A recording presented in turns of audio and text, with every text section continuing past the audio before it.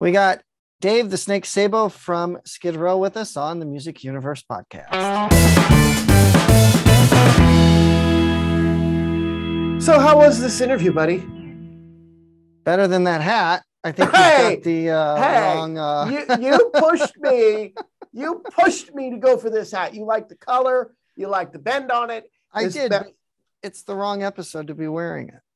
I was doing something else where I had to wear the hat, and I don't want to put it on the ground because the ground is dirty. So I was recording something before I popped into your Zoom room. I don't want to put it on the ground. And I'm going to a concert right after this where the hat is appropriate. So tell me about. Fair enough. So you interviewed the Snake from Skid Row, and quite ironically, we were on Skid Row in Las Vegas, or Los Angeles. I mentioned that. Yeah, super cool guy. We chatted a little bit about everything. They've got some tour dates coming up. They're glad to be back on the road, as most artists are. They've also got a residency with the Scorpions in Vegas for 9 dates this spring. And we talk about their recent box set, The Atlantic Years, their forthcoming album, a good 30 minutes worth. And we ended it with talking about his relationship with John Bon Jovi. He's grown up with him practically and been friends for like 45 years now. And really, really cool conversation. I do want to preface this. I don't know if people are tuning in and they're hoping that we'll talk about Sebastian Bach's involvement. I did not ask anything about that. He was very open about the band's past, as far as like they don't deny anything. But I didn't want to make anything awkward. I didn't ask permission ahead of time if that was an okay question to see if they would ever reunite. I know there's stuff circulating out there, so it's completely Skid Row related as far as what they're doing and what they plan to do as well. So I kept it really lighthearted, and Snake couldn't have been more cooler. Dave the Snake Sabo from Skid Row, welcome to the Music Universe podcast. How are you doing? I'm doing great, and you pronounced my last name correctly. Not very many people do. Awesome. I'm glad. Well done. Good start. Hey, it's always great when you start out pronouncing the artist's name correctly, right? Yeah. Awesome. Well, glad you could join us. I know you're busy. You're prepping some tour dates and a new residency, and we're going to get to all that. Excellent. How have you guys stayed busy during the pandemic? Let's just knock that out of the way. It had its ebbs and flows, to be honest with you. Rachel and I would collaborate via Zoom as much as we could. But we've never, worked together in that sort of environment. So some good came out of it. Personally, I found it a bit difficult to be creative. A lot of people had the exact opposite effect on them. They found they were very prolific. It didn't happen with me, to be quite honest. It would come in spurts where I go, oh, but then me with my mentality, I got to a point where even if I was coming up with a bunch of stuff, I felt that it was all crap. Nothing was good. I went from at first embracing this idea of an elongated period of time that we would be, for lack of a better term, isolated. And then I would be writing something like, oh, this is cool. And then it would dry up. And it would dry up longer than I was comfortable with. So then I started forcing it. And I wasn't buying into what I was coming up with. And so that was difficult from a mental standpoint to reconcile. And then it started showing signs of life. And then the more Rachel and I were able to get together, the more creativity flowed out of that. And ultimately we were able to got to a place where we could get in the studio and start working on the actual record. And we were able to utilize a bunch of those ideas for the record. So are you guys a band that's, and I know everybody does it differently, but are you guys a band that writes like complete songs and then goes into the studio? Or do you have the ideas like you're saying that you guys came up with Zoom and then go in the studio and see what comes of it? Most of the time, Rachel and I have the skeleton of a song. So we'll have, music, words, melodies, and a skeletal structure of what we're hearing. And then we bring it in and everybody makes it their own. And everybody's always been really receptive to maybe us going, that's not quite what we were hearing in our head, to also everybody else going, how about this idea from there? And it always comes down to the best idea wins.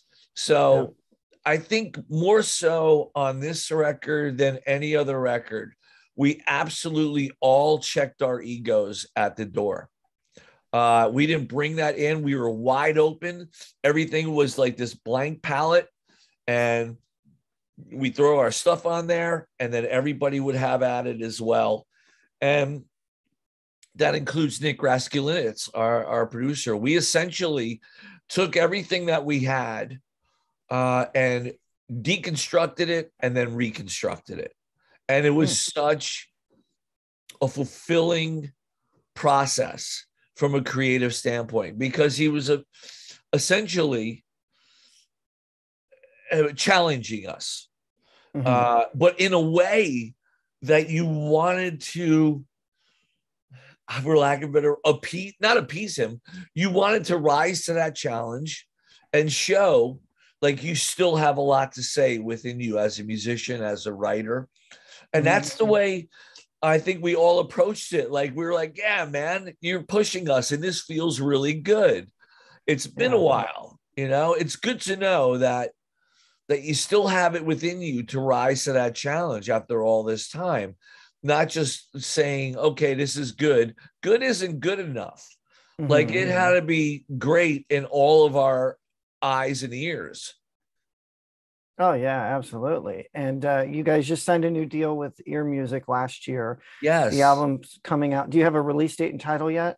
We have, it looks like, as it stands now, September 16th, but we'll be coming out with new music. It looks like around the second, third week of March.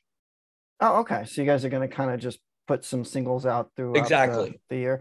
And that seems like that's the new way of doing things, not necessarily album sales, it's singles these days. How has that changed Skid Row's mind or way of thinking, I should say, when it comes to albums? Are you guys, obviously you're releasing a new album, but is that something you guys are still prone to like always have to do? Or are you guys okay with doing singles here and there and then an album maybe years later in between? Well, I think that the way that we're doing it now, we haven't done before. But I think we're at a stage in our careers and our lives where we're just really open to other viewpoints. And okay, so we're working with a new label. They obviously know what works for them better than we know what works for them.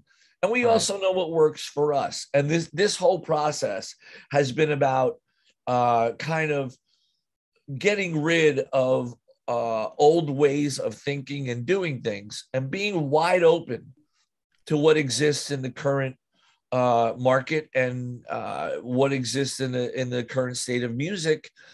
And so we want to embrace those ideas. And some things, not everything's going to work for the way we work, but we're definitely much more open in every facet from the creation of music to the releasing of the music. But we also are still, we love the ritual of the process of opening vinyl or the process of getting into a CD. While Rachel and I were just talking about this last night, that it's still, for us, there's still a big that's still a big part of our love of music.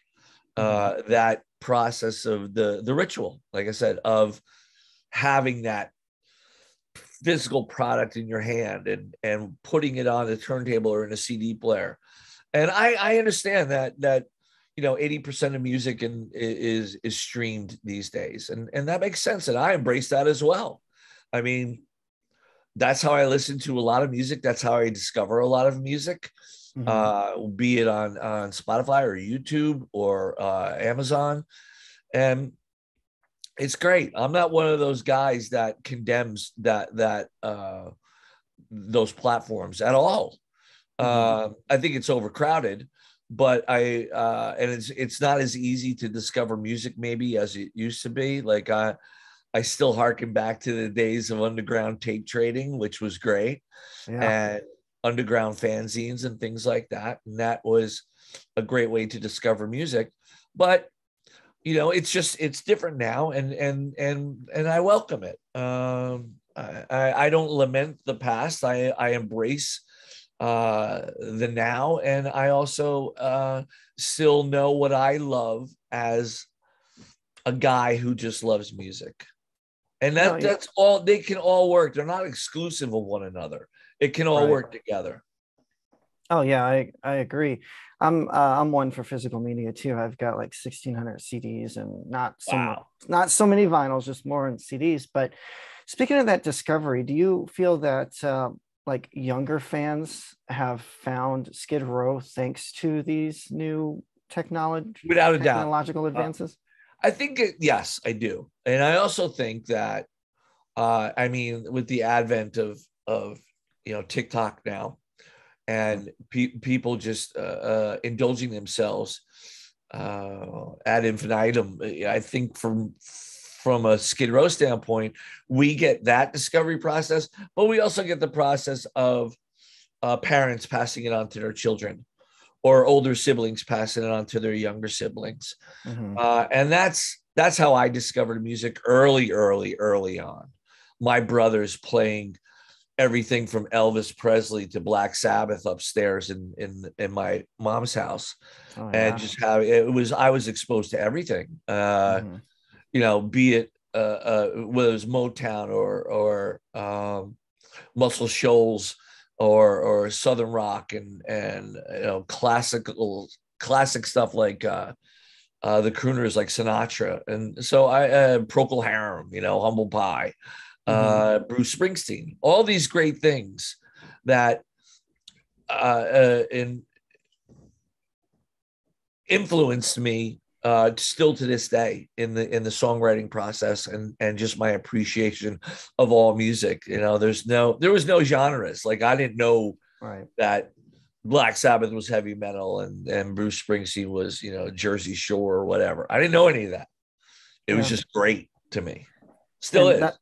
And that's what's great about music. It's universal, and what's great music is great music, and there's no way around it. It doesn't need boundaries. Yeah, and I love the ownership of music in my own being. Like it's going to mean something different to me than it does to other people. And I love that it can be translated a bazillion different ways. Oh yeah, absolutely. And you guys are taking or back on the road. You guys have some shows coming up. So February 25th, you're in Jim Thorpe, PA. Then the next night, Altoona, PA. And then out here in California, Montclair at the Canyon. Right. But guys also have a residency coming up. We're going to get to in a moment. The show, your actual touring shows, though, what are fans going to be able to hear the new music mixed with the old? Well, I mean, we're very respectful of our past. We will never be ones to deny where we came from and what we created, and everybody that's been involved since day one to where we're at now. It's all part of the evolution of a band, and luckily we've been able to exist and people still want to hear our music. And so we know, like, we're very aware of the 18 and Lives and the Monkey Business and the Youth Gone Wild. Of course, that's what a lot of people want to hear. But I think there is a smaller, albeit smaller audience, but there's still an audience that wants to hear some new stuff. And so we'll sprinkle some stuff in there, especially during the residency. Yeah, and you guys are playing with the Scorpions in Vegas. I know Queensryche was initially on that. You guys came on. What was that like to get that call? Like, hey, you guys want to do Vegas? Well, the one of my favorite bands of all time that we've only ever been able to do one show with, which was the Moscow Music Peace Festival in 1989. And they have had a profound influence on me, dating back to their first live record, Tokyo Tapes, which I don't think people are aware of. And then, things like what was the first record? Lonesome Crow, I believe, was that the very first record they ever did with Michael Schenker. Yeah. Is that the name of it? I can find out for you. But I may be wrong on that. But anyway, they were a huge influence on me throughout the years, and just such great songwriters, so many great identifiable songs. And you never mistake another band for the Scorpions. They are their own entity. They are their own selves, and nobody else sounds like the Scorpions. Right. All around, from their tone of the guitars to Klaus's voice to the song structure, it's undeniably them. So it's an honor to be on shows with them. I think that I'm such a huge fan that I will be on the side of the stage every night and fanboying out the whole time and just soaking up the greatness that they are. Yeah. Will this be will the production be different than the other tour dates? We're working that out right now. We're actually still in the process of that, communicating back and forth with their production camp and seeing what we can and can't do. But our show, we've always been about the energy and the performance of our show. It's never been. There was a point in time where we had, concussion bombs and all the pyro and moving stairs, and I loved it. We were, kids in Toyland, and I don't think that this is the space that we're able to pull off anything like that. But that being said, we still have that same exuberance and energy that we had years ago. And I think that's what people expect out of the band. And we're going to have to really, every night we're going to have to be at our very, very best, because the Scorpions are up next. So we better be really good. Yeah. And it's 9 dates with them that I'm seeing here, right? Yes. Yeah. And then you guys are back out on the road. You've got a date with, or you got Live to Rock tour. You actually got Warrant Winger, Quiet Riot on that one, and some festivals. You guys got to be excited to finally be back on the road. I don't mean to interrupt you. No. I apologize. For us, those first couple shows back, you're just going, man, I can't believe how much I really, really missed this. Being around your buds and, getting the chance to play music for people again. It's very humbling. And we have so much gratitude towards the audience and so much respect for them that they allow us to play music. Like, it's because of them we get to do this for a living, and that doesn't get lost for 1 second on us.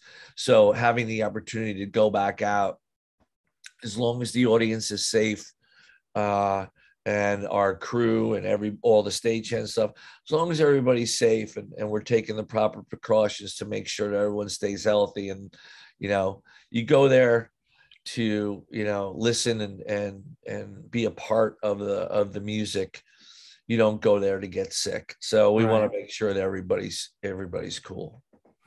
Will you guys be doing meet and greets? I know a lot of bands had started it and then they suspended it with, the ups and downs with this thing. We're not doing it right now because we're still on that unlevel ground right now as far as where this whole thing is going. We're very optimistic, but it's not something we're completely comfortable with from a fan standpoint and our own standpoint as well. I don't think that we have we can have the correct pieces in place in order to make that a great experience. No, totally. Yeah, I know some artists offer VIP meet and greets, and then they were rescinding the meet and greet option just because things are just too volatile still. Exactly. Yeah. Well, I want to talk briefly about your limited edition Atlantic Years box set. It came out last year, 5 CDs, 7 LPs, and it's got B-sides, it's got Subhuman Race, and it's even got a live concert of that. What involvement, if any, did the band have in that? And does this perhaps deplete the archives from the Atlantic Years? Ooh, that's a good question. As far as audio goes, I would say yes. It probably is a large percentage of what we created in our time with Atlantic. There's a bunch of demos that were recorded before we were signed that helped to get us signed that haven't, they're probably surfaced on YouTube here and there. I've heard some stuff, but as far as there's a ton of video footage that we have in storage, and I'm sure on the masters and the reels from the records, there's got to be a bunch of outtakes as well. As far as our involvement, we listened to the mastering, the audio from the mastering, because here's the thing. Because we owns, WEA owns the rights to our music, mm-hmm. They can do it with or without our involvement. That's just the way that it is. That's the shitty part of the music business. And that's what you give up at the very beginning. It's not so much anymore, which I think is wonderful that there's still an opportunity for independent artists to sidestep the major label machine. We found that back in the day when we wanted to be a part of a major label and the machine that is. And I don't have any regrets about it. Without that, who knows how successful or unsuccessful we would have been. With that being said, the give and take is they take that your masters. So we were involved on an audio basis to make sure that the running orders were correct and the sound quality was really important. And we sent them back numerous times, and it was a hassle, to be quite honest. There was something getting lost in the line of communication, but we were finally able to get it to a point where we were satisfied with it. Yeah, I've heard a lot of bands that have remastered material. They listen to it, and the remastered audio just doesn't even hold a candle to the original. So they'll just reissue it unremastered, if that makes sense. It totally makes sense, and I'm a fan of that. For me, unless it's like it's like now they're doing, this 13.1 Dolby Atmos mixes, which I've been privy to hear, and it's insane how they're going to pull that off with a normal stereo is beyond me. It's beyond way above my pay grade. Yeah. But if we were able to do stuff like that, I'm still a fan of the way that it was back in the day, because that brings you back to that specific place and time of when you opened up the CD and put it in, or listened to the album or whatever. Like, that is a really special part. So I wouldn't want to denigrate that in any way, even though maybe the master may sound better. I'm still a fan of the original content and how it was recorded and presented, because we took a lot of time with it back then. And the people that were involved with our records, Michael Wagner and the engineers that were involved in that, really took a painstaking amount of time to get it, to where we were very excited about it being released in that form. Right. And I know a lot of artists have also done the 5.1 surround, and they do like a Blu-ray audio or DVD audio, and they include the videos. That would be cool to see on your I would like to see that too. And all we could do, unfortunately, is suggest it. I hope at some point in time we're able to change that sort of chain of command, if you will. But that's a business thing, and no one wants to hear about that. Gotcha. Yeah, totally. Well, I got one more question for you, and it involves your past a little bit. Big Bon Jovi fan here. I know you guys great friends. Are you guys still great friends? You guys still Yes, we hang are. out, talk, and everything? Oh my gosh, yeah, dude. We text every day, or I should say every day. We text each other like every other day, and just verbally abuse each other. Like that's our relationship, is just seeing who can get over on the other guy. And that goes back to, I mean, we're talking, we've been friends 45 years, 46 years now. And so that, I think that his relationship with me is unique in that sense, you know, because everybody knows the bigger than the world rock star John Bon Jovi. I know the guy that lived up the street from me, you know, while I was growing up, that I played basketball with and baseball with, and he introduced me to guitar, and he was the impetus for me learning my first chords. He taught me my first chords on guitar. Oh, wow. And our friendship has stayed strong since that. And I think that it will always be that way. Like, I know that no matter what, if I pick up the phone and call him, that the phone is going to be answered. Like there's no rock star bullshit between him and I. And there never was, and there never will be. You know, because we'll both tell each other to go screw ourselves if any one of us ever put up any sort of, you know, elitist sort of connotations with in regards to our relationship or our lives in general. Like, we keep each other very, very grounded.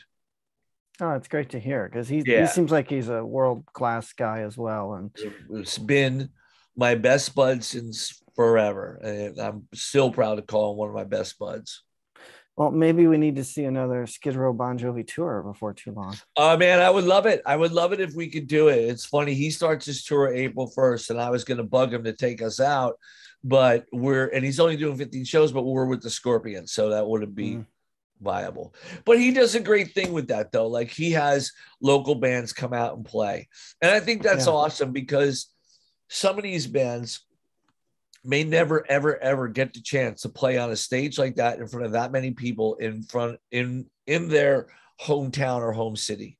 So I think that's amazing, because that experience is unlike any other. To be, you know, that's why I think that we're so humbled by everything that we've been able to experience and accomplish, because there's no greater feeling than that, to be honest, to be in front of, you know, people that love your music and be on that big stage and running around like a crazy person, and you know, seeing the joy that music can bring to a group of people. Yeah, I'm a drummer myself. Haven't played live anywhere in a decade, I guess, but it was always fun being up there and just doing your thing and being at home, so to speak, you know. Exactly. Awesome. That's a good way to put it. Yeah. Yeah. Well, Snake, anything else you want to add, man? You know, I hope people, well, I want to thank everybody, first of all, for all the support throughout the history of the band and all the ups and downs that we've encountered together.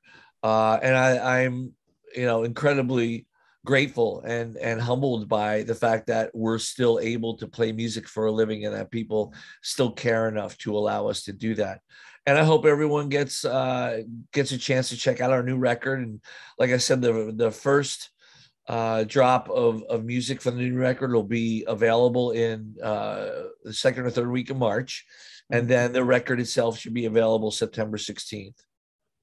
That sounds awesome. I'm going to try to catch one of your California shows. I'm in Bakersfield, so I got to figure out how far Montclair is from me. And yeah, man, you have to. You're going to be. You're in corn country out there.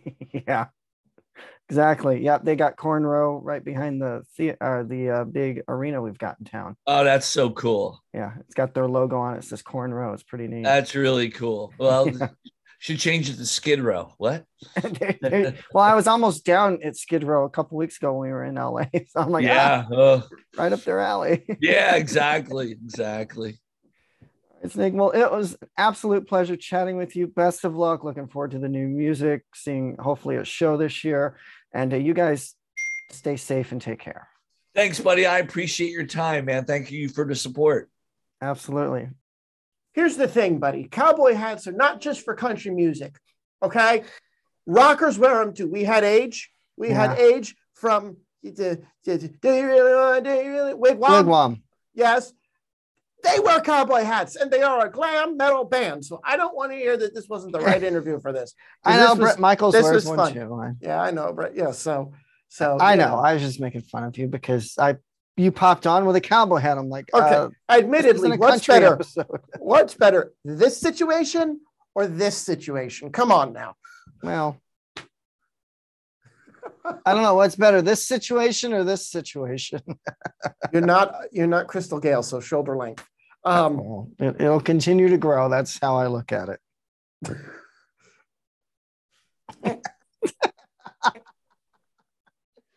Okay. Talking hair. All right, for the Music Universe podcast, I'm Matt, and I need to go wash my brain out with soap. Never a dull moment with you, whether we're remote or on the phone or we're in person. Oh, all right. Well, I hope you enjoyed it with Snake from Skid Row. Be sure to check them out on tour and their forthcoming album coming out later this year. New music before that, of course. Buddy, thanks for listening or watching on socials. Hit that like, subscribe, and share button, and check us out at themusicuniverse.com. Take care.